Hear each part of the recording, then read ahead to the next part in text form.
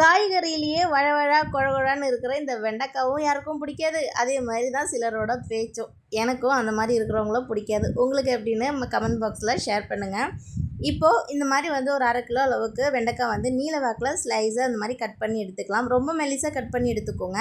Cut பண்ணிவிட்டு ஒரு பாத்திரத்தில் சேர்த்துக்கோங்க. இது கூட மஞ்சள்தூள், கார மிளகாத்தூள், காஷ்மீரி பவுடர், குழம்பு மிளகாத்தூள், அதுக்கடுத்தது 1 டீஸ்பூன் அளவுக்கு கடலை மாவு, 1 டீஸ்பூன் அளவுக்கு அரிசி மாவு, தேவையான அளவுக்கு உப்பு, இதெல்லாம் சேர்த்துட்டு நல்லா மிக்ஸ் பண்ணி எடுத்துக்கணும். ஃபஸ்ட்டு எடுத்தோடனே தண்ணி தயவு செஞ்சு ஊற்றாதீங்க.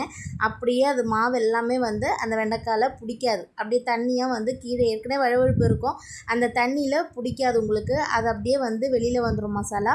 இந்த மாதிரி நல்லா மிக்ஸ் பண்ணிவிட்டு ஒரு 3-4 ஸ்பூன் தண்ணி மட்டும் சேர்த்துட்டு இந்த மாதிரி நல்லா மிக்ஸ் பண்ணி எடுத்துக்கோங்க. இப்போ நான் அடியில் காட்டுறேன் பாருங்கள், ஒரு துளி கூட எக்ஸ்ட்ரா மாவு நம்மளுக்கு கீழே கொட்டலை. இப்போ நான் ஒரு பேனில் வச்சுட்டு கொஞ்சமாக சன்ஃப்ளவர் ஆயில் சேர்த்துக்கோங்க. சேர்த்துட்டு நம்ம ஏன்னா நல்லா சூடானல மீடியம் ஃப்ளேமில் வச்சுட்டு இதில் பாதி பாதியாக போட்டு நல்லா சலசலப்புலாம் அடங்கினதுக்கப்புறம் நல்லா மொறு மொறுன்னு ஆனதுக்கப்புறம் நம்ம எண்ணெயிலேருந்து எடுத்துடலாம். இது தயிர் சாதம், சாம்பார் சாதம், ரச சாதம் இது கூடலாம் வச்சு சாப்பிட்டிங்கன்னா சூப்பராக இருக்கும். வெண்டைக்காவே பிடிக்காதுன்னு சொல்கிறவங்க கிலோ கணக்கு வாங்கிட்டு செய்ய போகிறாங்க. நீங்கள் வேணால் ட்ரை பண்ணி பாருங்களேன் ஒரு முறை வீட்டில்.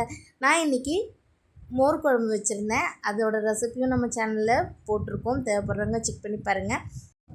மோர் குழம்புக்கு ரொம்பவே அட்டகாசமான ஒரு சைட் டிஷ் இது. கண்டிப்பாக நீங்களும் உங்கள் வீட்டில் ட்ரை பண்ணி பார்த்துட்டு மறக்காமல் ஃபீட்பேக்கை கமெண்ட் பாக்ஸில் சொல்லுங்கள். மறக்காமல் ஃபாலோ பண்ணிக்கோங்க. தேங்க்யூ.